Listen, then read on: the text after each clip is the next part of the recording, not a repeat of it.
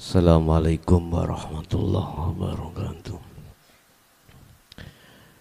Ila hadratin Nabil Mustafa Rasulillahi sallallahu alaihi wasallam wa ala alihi wa azwajihi wa dzurriyyatihi wa qarabatihi wa ali baitihi wa ashabil kiram wa ila jami'il anbiya wal mursalin wal awliya wa syuhada wa salihin wa tabi'ina ila yaumiddin, khususan ila jami'i masayikhi ila muntahum wa amma mu'allifi fi hadil kitab wa ila abaina wa ila abaina wa ummatina wa azdatina wa masyayikhina wa auladina wa azwajina wa dzurriyyatina wa ahli baitina, khususan ila jami'i man tabi'ana wa jami'il arwah fi hadil majlis wa ghairahum. Syai'ulillahi lana wa lahumul fatihah. A'udzubillahi minasyaitonir rajim. Iya kan.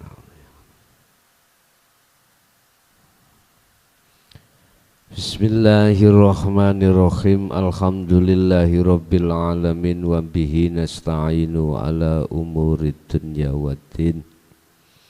Asyhadu an la ilaha illallah wa asyhadu anna Muhammadan abduhu wa rasuluh. Allahumma sholli wa sallim wa barik alaihi wa ala alihi wa ashabihi ajmain, amma ba'du. An Abi Hurairah, hadis saking Abi Hurairah, Anas ibnu Malik, yaiku Anas bin Malik radhiyallahu anhu, kang ridani sapa Allah anhu saking Abi Hurairah, khadimu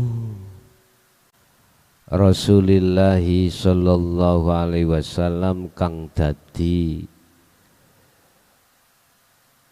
pembantune Kanjeng Nabi,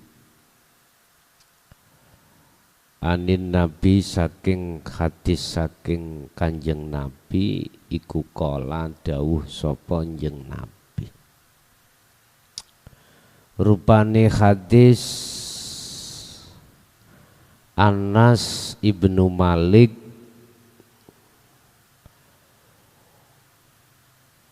la yu'minu, ora diwastani iman kuwi bener sapa ahadukum, salah sijine sira kabeh,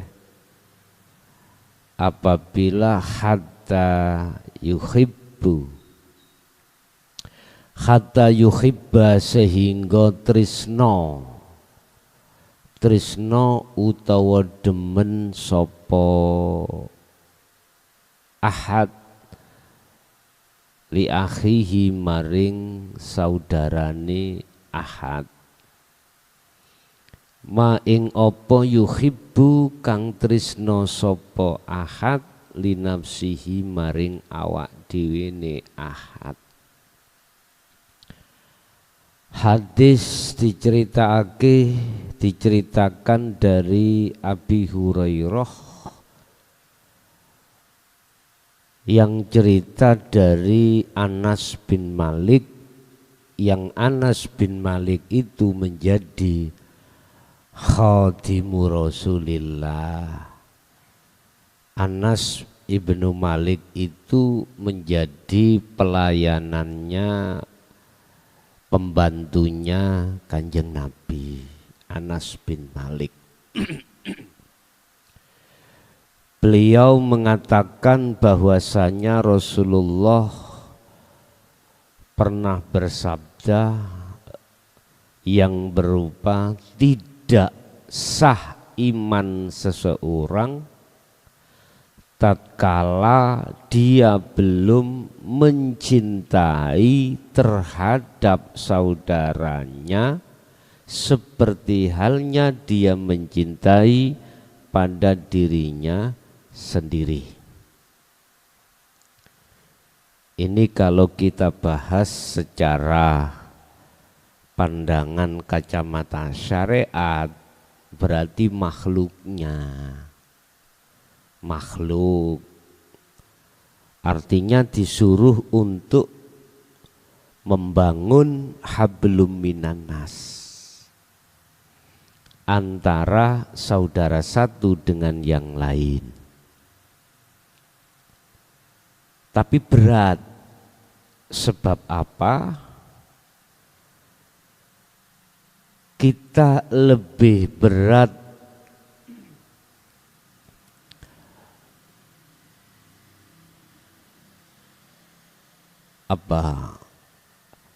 kita lebih berat mengatakan orang lain lebih baik daripada kita, ketimbang kita itu lebih baik daripada orang lain.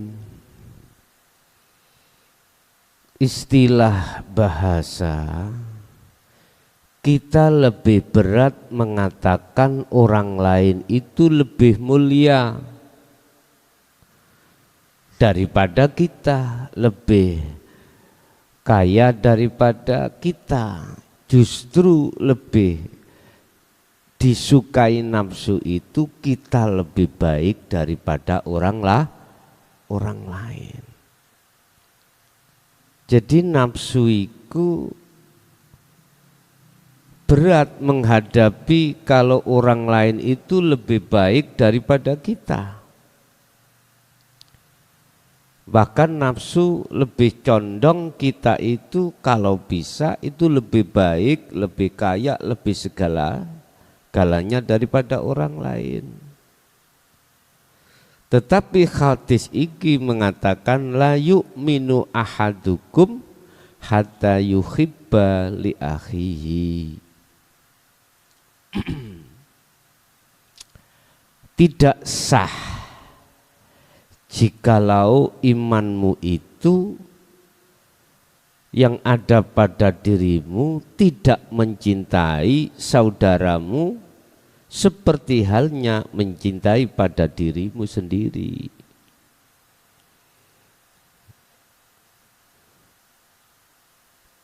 Kalau kita bicara tentang masalah latar belakang sosial, Pak Bu ya. Nafsu itu lebih condong bagaimana kita lebih jaya daripada orang lain gitu. Terus memberikan nasihat kepada orang lain sekiranya itu melebihi kita, itu susah. Nafsu itu sukanya menang sendiri, baik sendiri. Kalau pandai-pandai sendiri, jangan sampai orang lain ikut pandai. Yang melebihi kita itu nafsu seperti itu, seperti itu. Wis, iki cara syariat. Kalau ditarik dari kacamata hakikat hadis ini, bukan makhluknya. Lah ini baru bisa, Pak, merealisasikan, mengamalkan hadis yang ke berapa ini? 13. Mudah kalau kita melihat hidupnya. Artinya kita tidak boleh hanya melihat hidup pada diri kita, tetapi kita harus melihat hidup di luar diri kita. Hadis ini gandeng dengan firman Allah di dalam surah Al-Hadid ayat 3, di mana di situ disebutkan bahwasanya Allah itu, hidup itu yang kau cintai tidak hanya pada dirimu tapi juga di luar dirimu. Jikalau kau mencintai hidup pada dirimu saja, enggak boleh. Berarti hidup kau batasi, nggak boleh.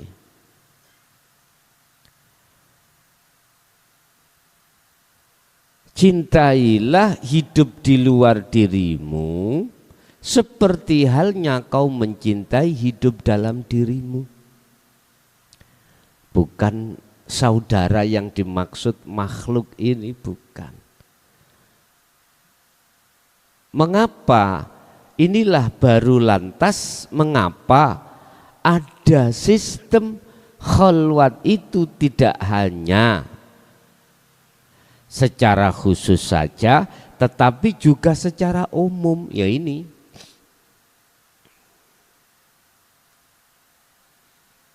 malah lebih banyak yang melakukan, mengamalkan khalwat itu secara umum untuk zaman-zaman seperti ini. Ini penekanan terhadap diri kita. Hadis ini menyerukan terhadap diri kita untuk mencintai hidup di luar diri kita.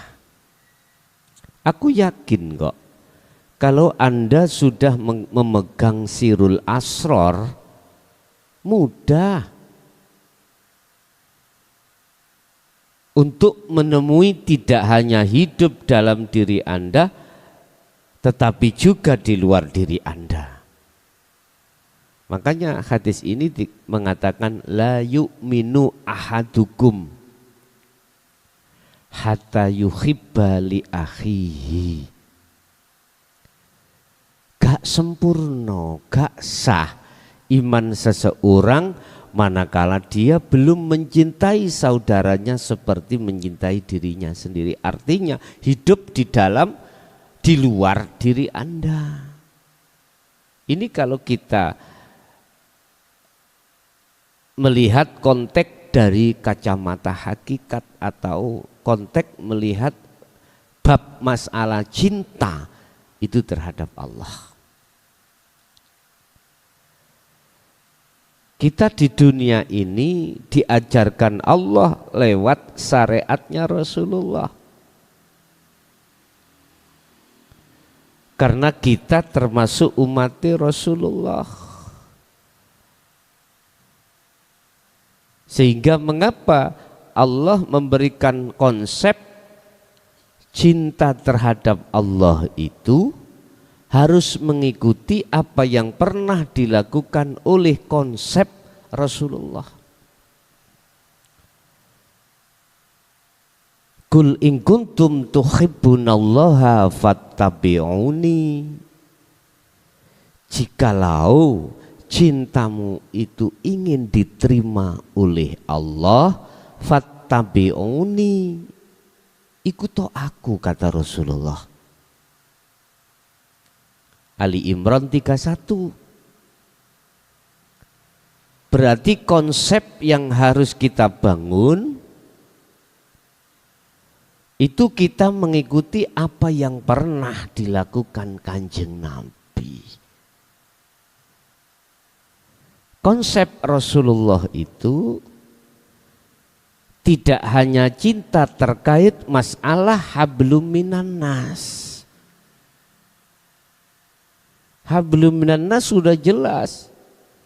La yu'minu ahadukum hatta yuhibba li akhihi. Nah ini berarti konteksnya secara hablum minan nas.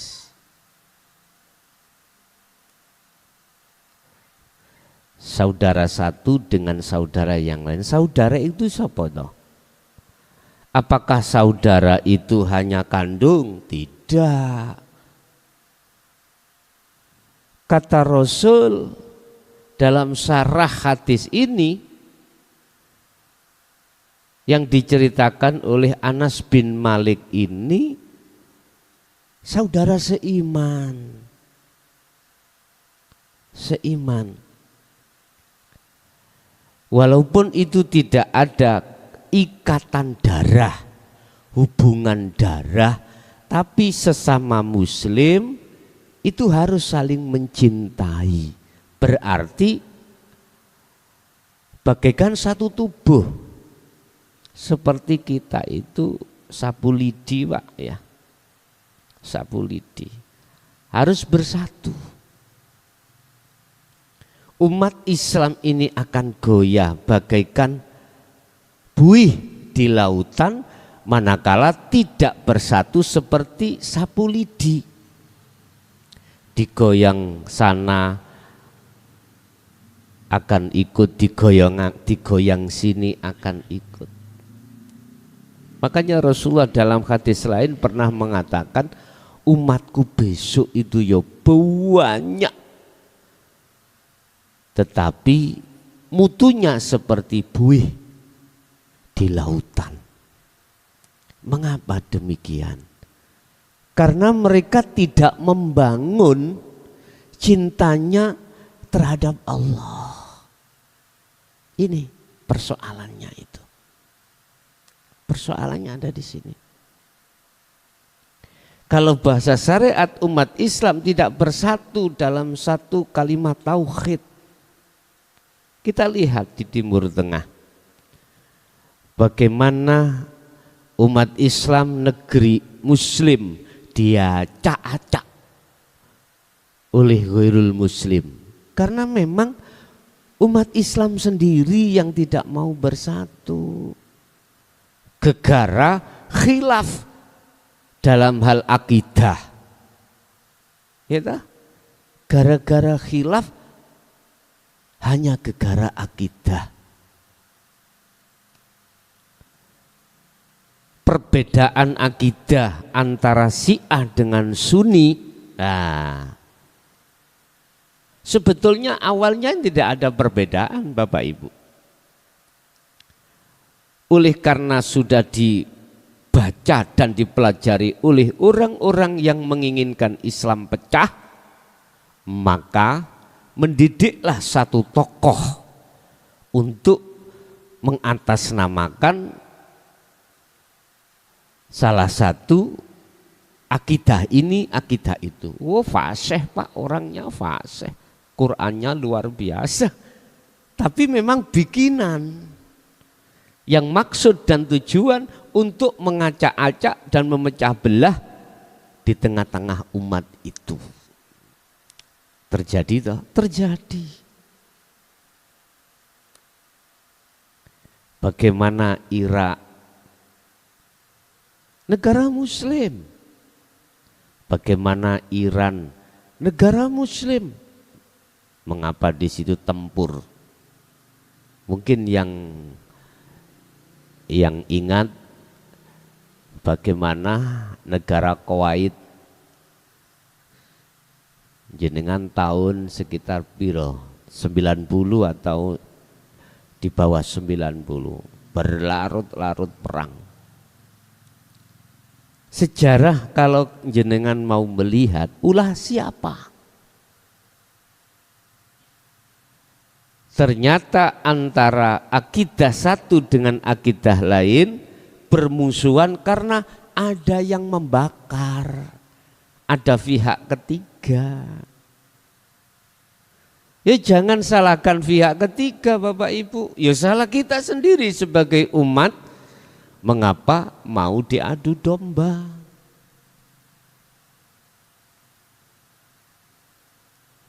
Mengapa mau diadu domba? Hanya karena akidah ini, akidah itu. Bapak Ibu hadirin, sehingga mengapa Rasulullah menekankan terhadap diri kita, jangan kau mementingkan hablum minannas saja, pentingkanlah hablum minallah. Karena dengan adanya hablum minallah dalam hatimu akan menjawab dan menetralisir tatkala perbedaan akidah di situ. Tidak akan memunculkan satu khilaf atau kecemburuan atau hasud. Gegara di dalam diri kita tidak ada hablum minallah. Hablum minallah di situ. Akhirnya kita akan merasa lebih benar daripada akidah orang lain. Jangan heran bisa jadi di Indonesia akan terpecah seperti itu manakala umat Islam di Indonesia atau umat manusia di Indonesia mau diadu domba.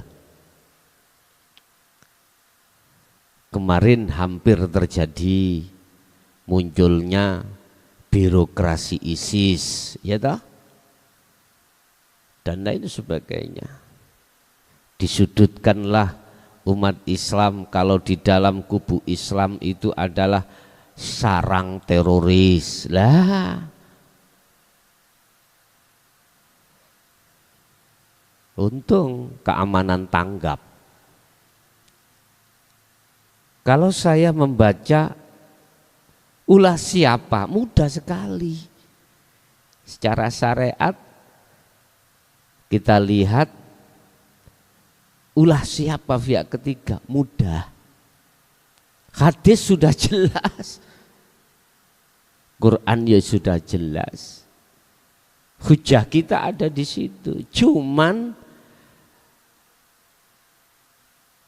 supaya bagaimana tidak terpecah, kembali kepada khitoh hujah kau di dalam Al-Quran. Baru umat Islam tidak akan ada hasud, walaupun satu akidah mengatakan wajib sholat subuh dengan kunut dan tidak boleh sholat subuh dengan kunut.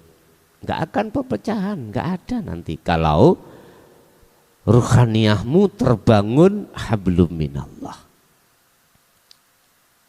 Makanya Allah katakan, Muhammad katakanlah apabila umatmu ingin cintanya tak terima, kata Allah.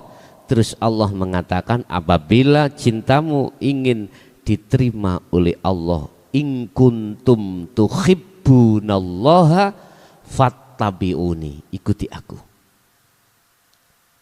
Apa konsep Rasulullah dalam hal untuk mencintai Allah di luar diri kita?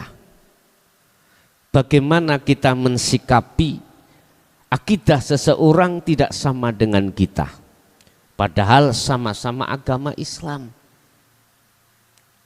Yang satu mengatakan boleh memakai kunut, boleh bertahlil, yang satu tidak. Yang satu mengatakan tidak boleh masjid, di baratnya masjid ada makom haram. Akidah yang satu mengatakan enggak apa-apa. Yang sama-sama punya dalil. Bagaimana ketika saat melihat dua perbedaan dalam akidah umat Islam, terus ruhaniyah kita itu tidak ada hasud atau membenarkan salah satu di antara keduanya. Hanya satu jawabannya, ikuti sistem Rasulullah.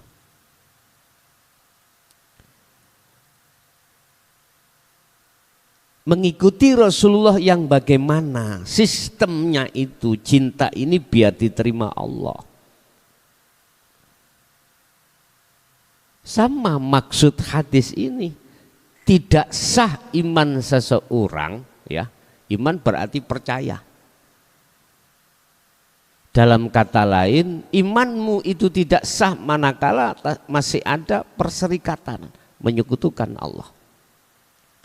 Tidak sah iman seseorang manakala dia belum mencintai saudaranya seperti halnya mencintai dirinya. Artinya Anda ini tidak sah imanmu manakala hidup dalam dirimu Allah, di luar dirimu itu tidak kau cintai juga Allah.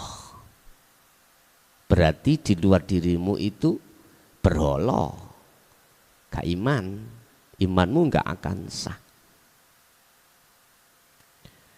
Allah dalam ayat lain mengatakan, tidak akan kuterima di sisiku untuk masuk dalam surga manakala satu hamba di dalam dirinya ada sebiji sawi penyekutuan terhadap Allah. Ini kalau saya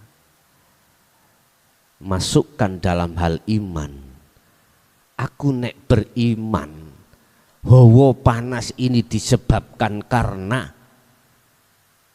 sinar matahari. Wong sinar matahariku makhluk, berarti imanku nang makhluk iki gak sah. Gak sah. Berarti Allah menghukum saya sampai aku mengatakan di dalam maupun di luar itu adalah Allah. Udah. Huwal awwalu wal akhiru wadh-dhahiru wal batin. Kalau masih ada perbedaan dalam dan luar, maka ini iman kita tidak akan pernah dikatakan iman yang sah, iman yang sempurna atau iman yang diterima, karena masih ada dua iman. Mohon maaf, mungkin ini agak berseberangan.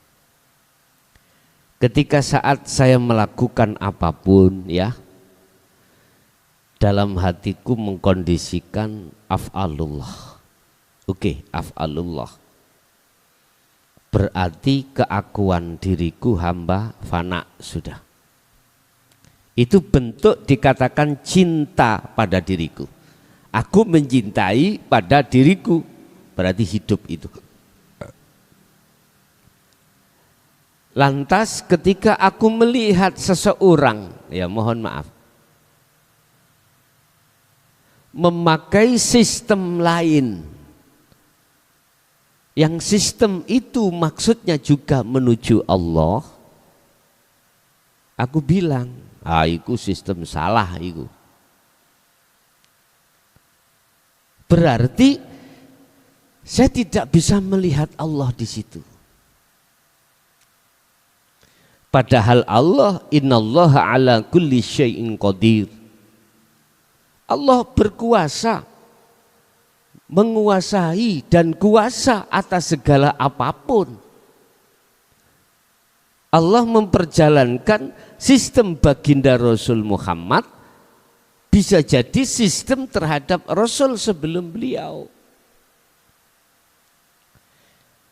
Tapi substansinya, makhluk syahidnya, intinya, natijahnya hanya satu semua Rasul itu. Apa? Ani'budullaha wajtanibut tauhid. Arahnya itu mengesahkan Allah. Urusan sistem yang bagaimana, caranya bagaimana, bah itu coro Al-Quran, bah itu coro mohon maaf, bahasa Jawa secara sejati, ilmu kejawen, silakan. Intinya harus sampai pada ahad, monggo. Makanya mengapa lantas Indonesia ini memakai dasar sila pertama ketuhanan yang Maha Esa. Di situ banyak agama, tapi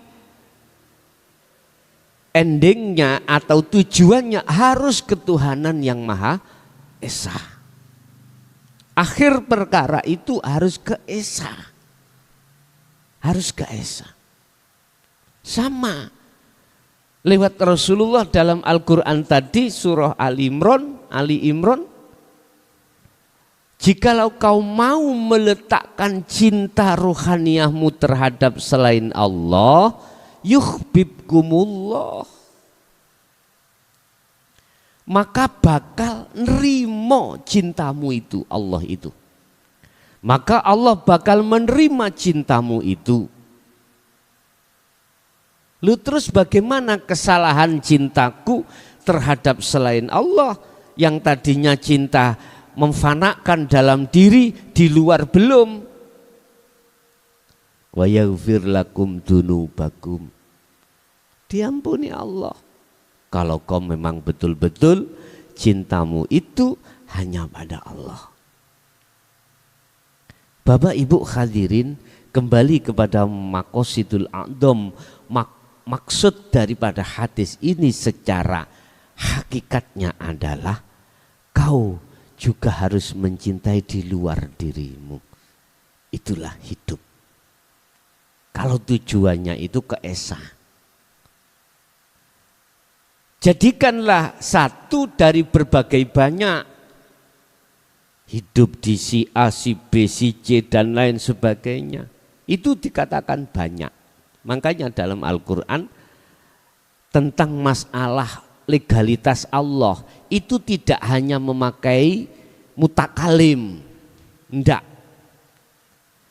Dalam satu ayat Allah juga memakai kalimat wanahnu.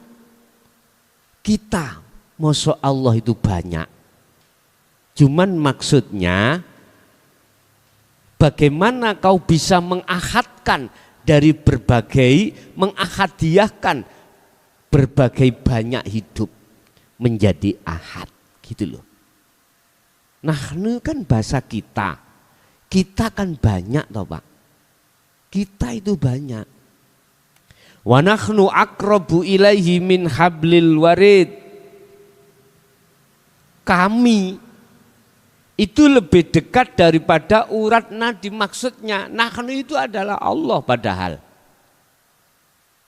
Bukan makhluk. Allah sendiri yang dawuh. Banyak ayat-ayat yang menceritakan tentang Allah itu memakai nahnu atau kita. Tidak hanya ana, enggak. Mengapa demikian? Karena hidup itu di mana-mana dan tidak kemana-mana. Intinya, condongkan rohaniyahmu, cinta hanya pada hidup baik di dalam maupun di luar dirimu. Dengan begitu Anda tidak akan pernah menyalahkan apapun yang ada di luar dirimu. Sekalipun itu bertabrakan dengan hukum syariat. Gak bisa. Gak sempat kau akan menyalahkan. Walaupun berselang pendapat, walaupun berselang akidah, nggak bisa.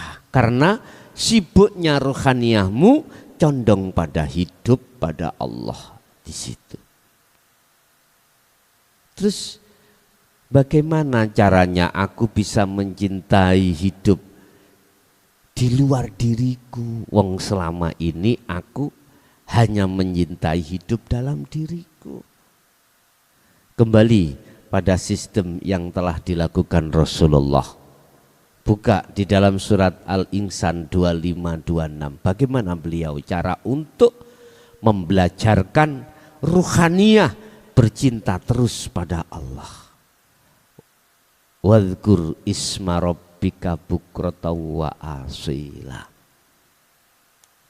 Mulai pagi sampai sore sibukkan, condongkan ruhaniyahmu itu meyakini bahwasanya apapun yang terjadi baik yang menyangkut dirimu maupun di luar dirimu, condongkan, imankan ruhaniyahmu bahwasannya yang berperan hanyalah Allah Subhanahu wa ta'ala. Sekalipun itu di kondisi maksiat, sekalipun di kondisi balak, kalau sudah paham tentang masalah ini Bapak Ibu, saran saya, sibukkan dzikirmu itu di situ. Maksudnya dzikir itu bukan dibaca. Sadarkanlah hatimu bahwasanya itu hanya Allah. Hanya hidup yang segala-galanya. Itu aja. Jangan lantas kita banyak tanya tapi tidak mau lekas menyibukkan hati berzikir pada Allah. Saya sayangkan. Nanti ada keterangan tentang masalah kita lalaikan zikir kita pada Allah dikarenakan sibuk kita seperti Bani Israel. Apa Bani Israel? Selalu tanya, padahal sudah paham. Sibuklah langsung di dalam urusan amaliyah. Lantas bukan berarti ketika saat saya kasih ruang tanya jawab itu enggak boleh tanya, enggak. Ya bertanya kau. Kalau toh kau memang betul-betul tidak paham, kalau sudah paham ya sudah. Sibukkan ruhaniyahmu untuk menjalankan ubudiyah, amal. Apa? Berupa zikir. Bukan zikir yang ku maksud itu harus kau sebut wadhkur isma, tidak. Yang ku maksud zikir pagi sampai sore itu ruhaniyahmu itu menyadari terus, condong terus bahwasanya hidup itulah yang segala-galanya, baik yang menghendaki, yang berperan, menggerakkan, apapun, udah sibukkan hatimu itu. Baik yang ada pada dirimu, pada atau di luar dirimu. Itu cara untuk kita bisa mencintai terhadap diri dan di luar diri terhadap hidup. Wa minal laili fasjud lahu fasabbihu lailan tawilan. Ini sistem Rasulullah. Sepertiga malam. Kemarin sudah kita bahas sepertiga berarti 3 jam lebih ya. Sepertiga malam 3 jam lebih. Berarti 6, 7, 8, 9, 10, 11, 12. Berarti 12 ke atas. 13, 14, 15, 1, 2, 3, berarti jam 12 ke atas, itu sepertiga. Gunakan ruhaniyahmu miturut ayat itu, fasjud. Apa fasjud itu maksudnya?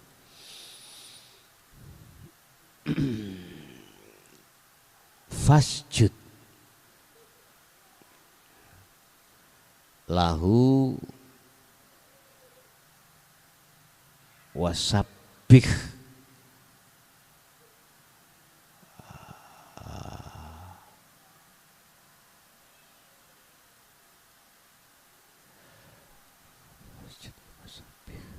fasabbihu ngeten deh lailan tawilan.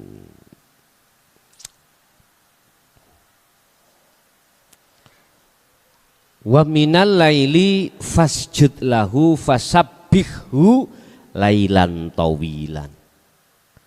Fasjud iki makna dasar adalah sujud, berarti tunduk. Bukan sujud secara fisik, bukan. Tunduk. Tundukkanlah ruhaniyamu dari aturan Allah. Apa aturan Allah? Yang dibawa oleh seluruh Rasul, mulai Rasul pertama sampai akhir zaman. Cuman satu, condongkan ruhaniyahmu terhadap Allah, hidup. Wastanibut taghut, tinggalkanlah ruhaniyahmu terhadap selain Allah, hidup. Cuman itu. Berarti mana yang dilarang oleh Allah? Iman yang konteksnya terhadap selain Allah, tinggalkan. Artinya jangan kau beriman, panasnya kondisi ini disebabkan karena cahaya matahari. Dinginnya kondisi ini disebabkan karena hujan atau situasi lain. Jangan melihat fisiknya, jangan melihat dohirnya.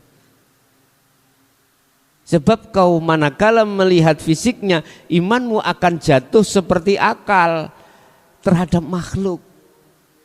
Tapi kalau ruhaniyahmu itu melihat ruhnya lewat iman, melihat hidupnya lewat iman, jatuhnya ruhaniyahmu itu benar terhadap Allah, hidup itu. Ini undang-undang, patuhlah undang-undang pada Allah. Wasabbih, bersihkan ruhaniyahmu itu dari iman yang selain hidup, yang tadinya, mohon maaf ya, siang tadi kita kemasukan iman selain Allah, di mana ada teman kita atau orang lain membuat satu perkara, yang perkara itu terhadap kita. Pada saat siang tadi kita melihat makhluknya, apa yang terjadi? Mangkel saudara, doamu akan jelek terhadap orang itu karena kau merasa disakiti, atau setidaknya kau dimalukan di depan orang lain. Oleh karena ruhaniyah kita belum mampu condong melihat Allah, yang ada di situ yang terjadi ruhaniyah kita adalah marah. Sakitlah hati ini. Fasabbih, bersihkan. Hal inilah yang menjadi tangisan dirimu ketika malam hari. Mengapa saya kholwat itu nangis? Karena itu teringat masa lalu yang ruhaniyah dolim pada Allah. Ini wes enggak apa-apa, itu prosesmu. Nafsu lawamahmu menyadari akan pendoliman ruh terhadap Allah dengan bentuk kau tadi beriman terhadap selain Allah di situ. Makanya wa minal lailan iku setengah saking malam, ya. Ada yang mengatakan sepertiga, wa minal laili, ada yang mengatakan separuh dari malam. Kalau separuh berarti dihitung, Mbak. 6, 7, 8, 9, 10, 11, berarti 11. Mulai jam 11 lakukanlah kholwat. Bersihkanlah kotoran-kotoran yang tadinya bersarang di dalam ruhaniyahmu. Tentang apa? Iman. Lailan ing dalam waktu wengi tawilan kang dawa. Lah, maksudnya ing dalam malam, di dalam waktu malam hari kholwatmu itu agak lama, tetapi dikembalikan dengan hadis yang nomor berapa kemarin, fa inistatok tukum. Nah, lakukan semampu dirimu. Artinya kau fasabbih, fasjud, bisanya dengan leyeh-leyeh karena gegermu dengkean. Sing tua-tua lho, makanya wis ngaji gak usah suwe-suwe, bagi sing tua iku mesake. Kasihan dengkeki kumat. Kadang tidak dengkek, Pak, asam urat. Ya. Digesilo bentar aja udah kemengnya minta ampun. Udahlah, sambil leyeh-leyeh silakan. Enggak kita harus menghadap Allah itu sambil sujud, jasad itu sambil rukuk, jasad itu sambil duduk tahiyat awal, tahiyat akhir atau bersila, tidak. Terserah Anda. Maka tentang masalah, ada sebuah makalah tentang masalah ketika Rasulullah itu berisra dan mi'raj, di isra mi'rajkan Allah. Ada sebagian yang bermakalah ketika beliau sare leyeh-leyeh cara sakniki. Leyeh-leyeh di depan masjid, ya, Masjidil Haram, kemudian di Isra Mi'rajkan. Inilah yang memakai hujah pendapat bahwasanya beliau ketika Isra Mi'raj itu biruhin fakot, ruhnya saja, jasadnya tidak. Ada yang mengatakan seperti ini. Udah, Bapak Ibu hadirin, berarti malam itu fa inis tatok tukum wis sak mampu jenengan. Bila mana sambil leleh kok bablas, ya tahu bablas ya, tertidur ya sudah, kholwatmu lewat tidur, sama sebetulnya. Sehingga di tidur itu ada dua macam, ada yang bermimpi, ada yang tidak. Kalau yang bermimpi sama halnya Anda duduk gak tertidur tapi masuk alam mukasyafah, sama. Sing tua-tua pasti pilih sambil layeh-layeh mawon. Menisan bablas, ora apa-apa. Tapi kalau kita teguhkan ayat ini fasjud, ini maksudnya udah kamu ya sholat sunnah ya, dan membaca tasbih subhanallah alhamdulillah wala ilaha illallah wallahu akbar saukeh-ukeh. Iki syariate. Tetapi harus kau baca dari sisi hakikat. Al-Quranul Qadimnya apa maksudnya itu? Fasjud dengan fasabbih itu. Ternyata patuhi ruhaniyah mau, patuhnya ruhaniyah Anda dengan hukum Allah, antara perintah dan larangan.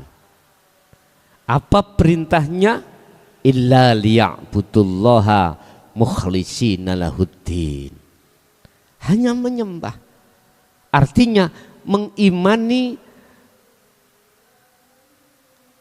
atau memfokuskan, mencondongkan ruhaniyah hanya pada Allah atas segala-galanya, pada hidup atas segala-galanya. Mana yang dilarang? Condongnya ruhaniyah, sukarianya ruhaniyah, bercintanya ruhaniyah, melihatnya ruhaniyah, imannya terhadap selain hidup. Ini larangan. Mungkin bisa kita lihat juga tentang masalah bagaimana kita diperintahkan Allah untuk memegang teguh tali Allah. Al-Baqarah 256. Mengapa kita diperintahkan untuk memegang teguh tali?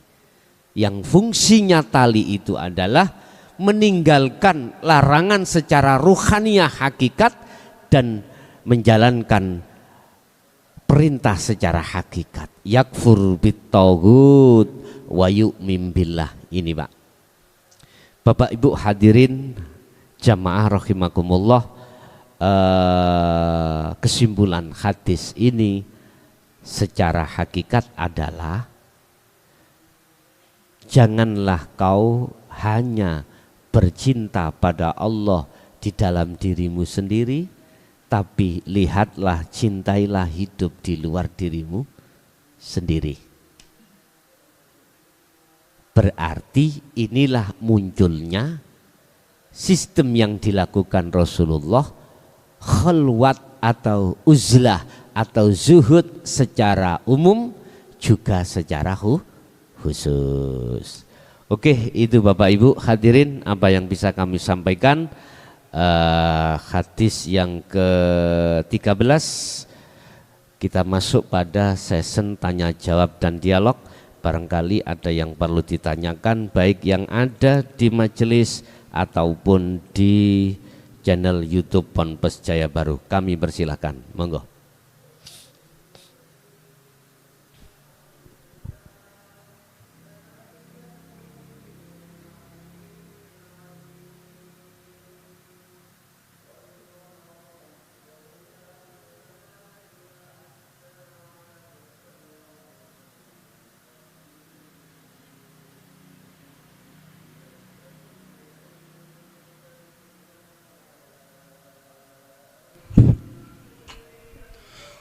Assalamualaikum warahmatullahi wabarakatuh. Waalaikumsalam warahmatullahi wabarakatuh. Gus nyuwun tafsir secara hakikat ayat ingkang unggalipun walan tarda angkal yahudu walan nasara hatta tattabi'a millatahum. Matur nuwun. Wassalamualaikum warahmatullahi wabarakatuh. Waalaikumsalam warahmatullahi wabarakatuh.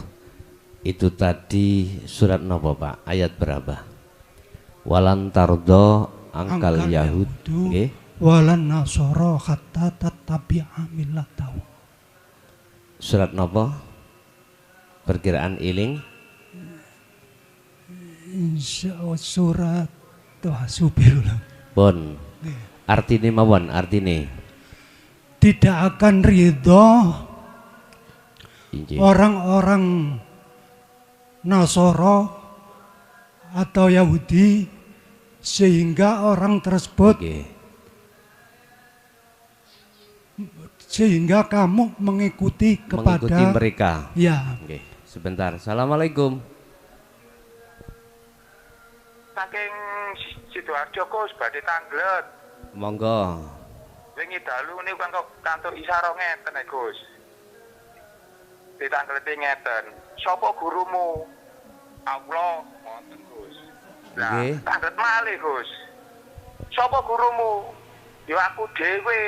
Wis jelas mentok ngoten Gus. Ngapunten. Pripun ngeten Gus? Pun ngoten mawon Gus nggih. Nggih. Assalamualaikum. Waalaikumsalam warahmatullahi wabarakatuh. Walan tardo lan ora bakal ridho sapa golongan Yahudi dan golongan Nasrani manakala Anda tidak mengikuti dari pengikutnya mereka. Itulah nafsu sebetulnya. Mungkin mohon dicek si surat apa, ayat berapa. Al-Baqarah ayat 120.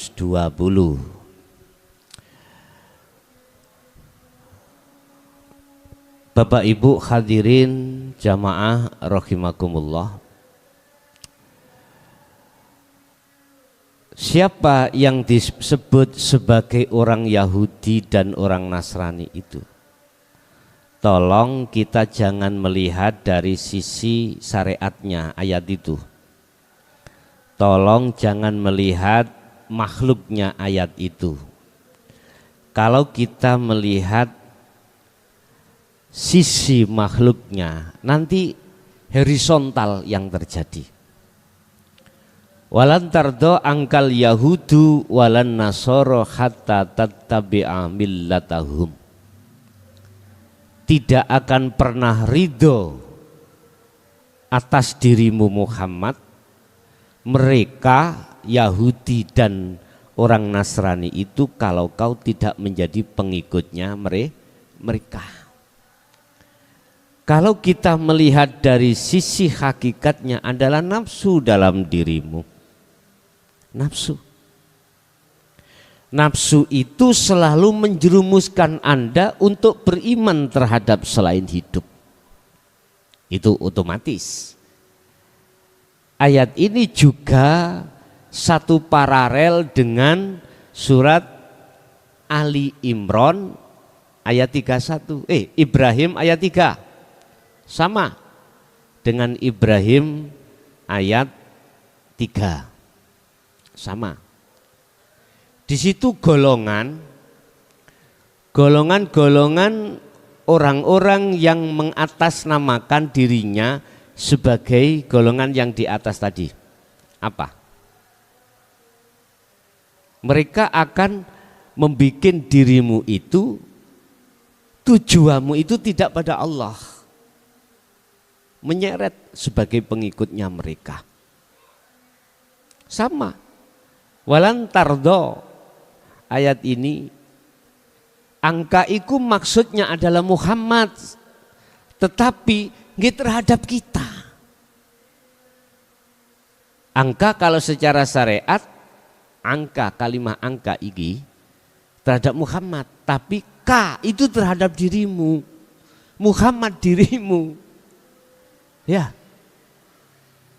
nafsu itu tidak akan pernah ridho manakala ruhaniyahmu itu beriman terhadap hidup atau Allah. Gak gelem. Dia akan selalu berbagai cara propaganda upaya bagaimana ruhaniyahmu itu bercinta dan beriman terhadap selain Allah. Kalau kita ngomong nafsu, kalau kita memakai kacamata hakikat, berarti nafsu atau iblis itu mukhatabnya, adi gak ndelok orang. Akhirnya tidak berhorizontal terhadap sesama manusia. Jadi gak nyalahke sopo siapa yang dikatakan Yahudi, siapa yang dikatakan Nasrani, tidak melihat makhluk dan agamanya. Ternyata nafsu di dalam diri kita masing-masing. Bapak Ibu, nggih. Sekedap iki ada mumpung yang maksud kami jawab. Assalamualaikum. Assalamualaikum. Waalaikumsalam. Dari mana Bapak? Perkenalkan, saya maaf namanya sama, Rofik dari Depok, Jawa Barat. Rofik dari Depok, Jawa Barat. Silakan yang ditanyakan langsung. Nah, dan mau menanyakan ini Gus, apakah batal keimanan seseorang apabila membicarakan suasana apa? Halo? Dia. Halo? Halo? Langsung Pak, gimana? Halo? Iya halo. Halo? Ya. Apakah batal keimanan seseorang Iya. apabila membicarakan Aib seseorang. hadiah atau usulan itu? Aib seseorang gitu. Oke, terima kasih dari Depok. Saya teruskan pertanyaan yang ada di majelis tadi. Kalau kita kembangkan terhadap personal manusianya, mereka secara umum ya, yang tidak mau menerima dinul hak, nggak akan pernah membiarkan kau berlaku ruhaniyahmu itu di jalur hakikat ma'rifat. Berbagai cara statement propaganda yang mereka lakukan apa? Pasti mengatakan dzalika dzalalatun, apa yang kau anut akidah katanya itu sesat.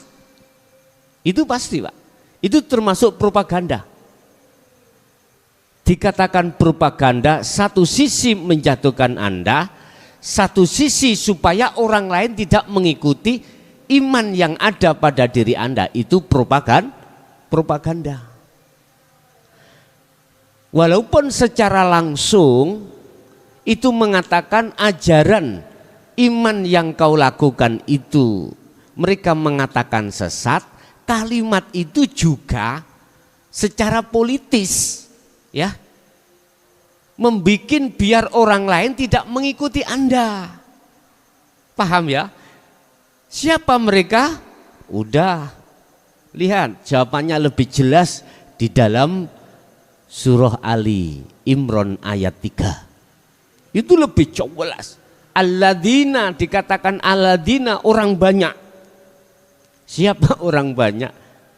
Di dalam ayat ini secara lafzi mengatakan al-yahudu walan nasoro.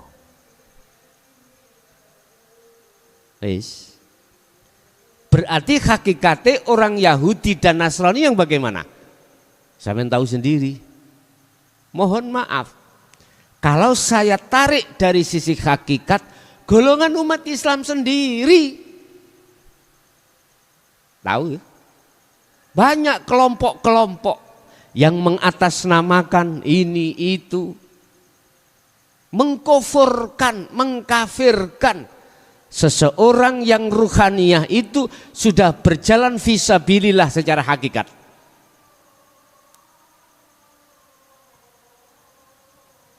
Gak usah kita melihat agama orang lain, ternyata begitu. Makanya udah kita kembali kepada maksud daripada innad-dina indallahil Islam. Islam itu yang bagaimana? Kalau kita tarik dari kata dasar salamun berarti selamat. Selamat. Atau pasrah. Kata dasar pasrah. Yang bagaimana sih Islam yang dimaksud indallah, diridani di sisi Allah itu? Apakah tulisaniku yang dibesarkan? Ternyata tidak. Perilaku ruhaniyah Anda mencerminkan budi luhur terhadap sesama ataukah terhadap Allah, hablum minallah dan hablum minan nas atau tidak. Itu Bapak Ibu. Sebab masih banyak golongan kita umat manusia ya, melihat saudaranya pena hasut. Masih banyak kita melakukan mohon maaf, melakukan katanya itu sholat, zakat, puasa, haji, ujung-ujungnya hati itu masih hasut terhadap yang lain. Aduh, ngeri Pak, ngeri banget. Udah, itu satu. Yang dua, pertanyaannya dua, mengapa? Apa? Turu. Guru. Wah, oh ya guru. Yang kedua ditanya, gurumu siapa? Allah. Sekali lagi, siapa hidup pada dirimu? Udah cokcer itu. Cokcer sudah. Artinya mulus zahir batin, tidak ada perserikatan. Inilah yang dimaksud inni wajjahtu wajhiya lilladzi fataras samawati wal ardh. Arahkanlah wajahmu, wajah ruhaniyahmu hanya kepada sang yang hidup, bukan terhadap makhluk. Makanya saya nasihati, saudara saya yang ada di Thorikoh, tolong kalau berobitoh jangan terhadap makhluk. Jangan. Yang katanya makhluk itu yang menghantarkan kau bisa untuk sampai pada Allah lewat aku. Kuwi lho sapa? Rasulullah saja mengatakan innama ana basarum mislukum. Rasulullah aja mengatakan aku padha mbek awakmu, sama dengan kau basarnya manusianya. Mengapa kau robitoh terhadap aku? Ini Rasulullah.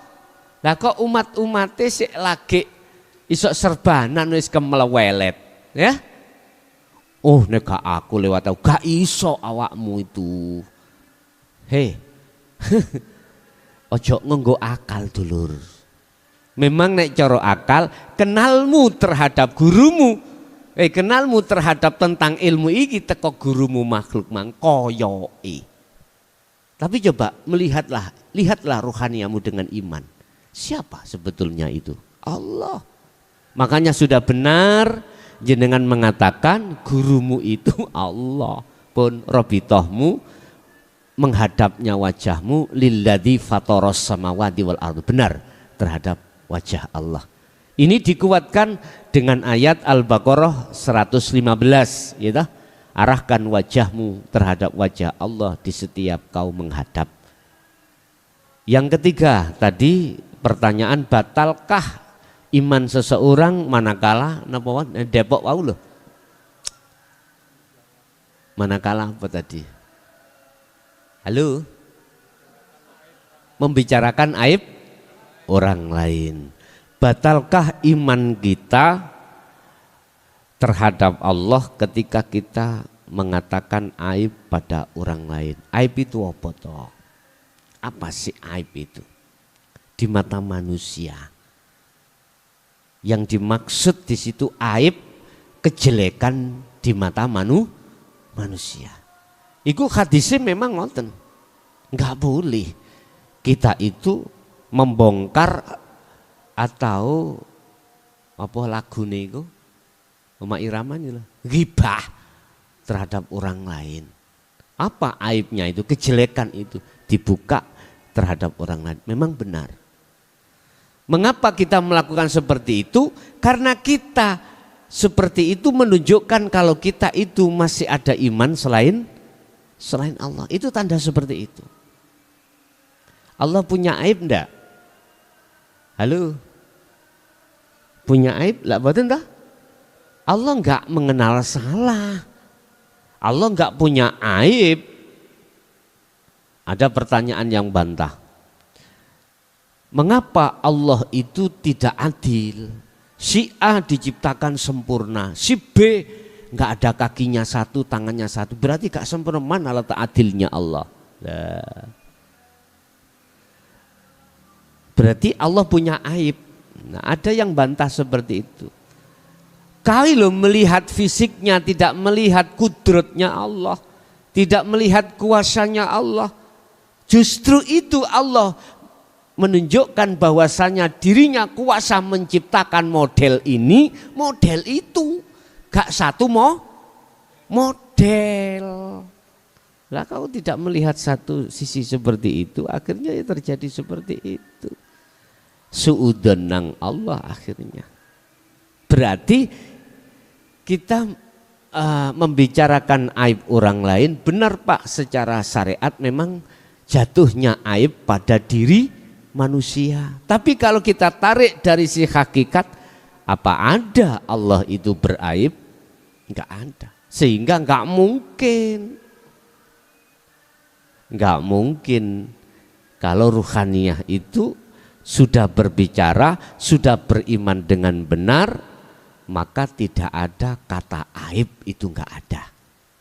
Baik yang ada dirinya maupun di luar dirinya. Itu tertanda kalau ruhaniyah kita sudah sibuk di situ. Bapak Ibu hadirin jamaah rahimakumullah. Mungkin ada yang bertanya lagi, kami persilakan. Tinggal waktu sedikit kita. Monggo. Di majelis ada.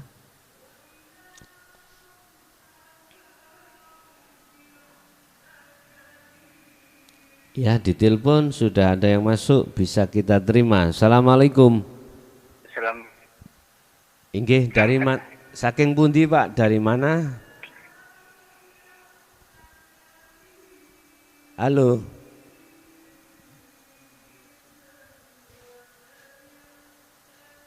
Ya, terputus.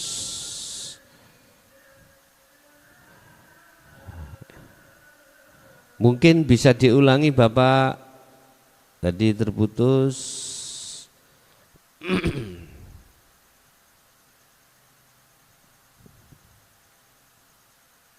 Oke Bapak Ibu, mungkin itu apa yang bisa kami sampaikan dari awal sampai akhir. Semoga menjadi ilmu yang bermanfaat bagi kita dan anak putu kita ila yaumil qiyamah. Wis kadung melebu, ya wis kita terima. Assalamualaikum. Assalamualaikum warahmatullahi wabarakatuh. Waalaikumsalam. Nggih, langsung Bapak pertanyaan.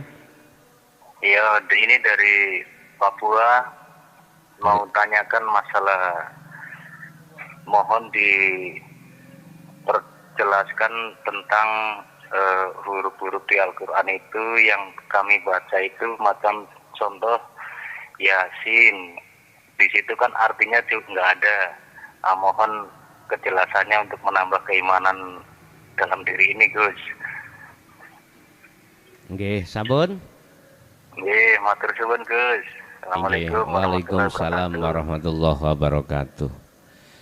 Itu termasuk ayat-ayat yang mutasabihat Pak ya, di mana al-muradu bihi ilallah. Maksud daripada itu yang tahu cuman Allah. Tapi lantas bukan berarti ini tidak kami jelaskan. Tapi jangan melihat dari sisi makhluk yang menjelaskan. Lihatlah dari sisi hidupnya yang menjelaskan. biar tidak tabrakan dengan surah Ali Imran ayat 7. Di situ dikatakan wa ma ya'lamu ta'wilahu illallah. Ayat 2 Al-Muhakkamah dan Al-Mutasabbihah. Al-Muhakkamah adalah pengertian ayat per ayat secara jelas secara syariat.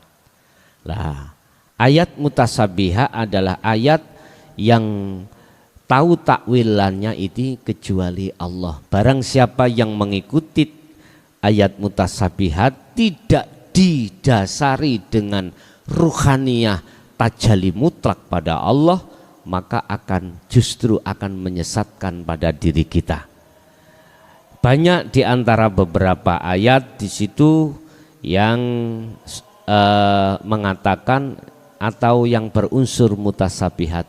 Mungkin tidak seharusnya sekarang saya sampaikan, oleh karena waktu kita mendesak. Mungkin besok kami jawab Bapak Ibu, termasuk alif lam mim kaf ha ya ain shad. Ini nanti kita akan membahas tentang huruf hijaiyah satu persatu, maksudnya bagaimana. Oke, terima kasih atensi yang sudah masuk terhadap jenengan yang di luar sana. Semoga semua apa yang sudah berjalan, ruhaniyah kita tetap condong pada Allah. Al-Fatihah.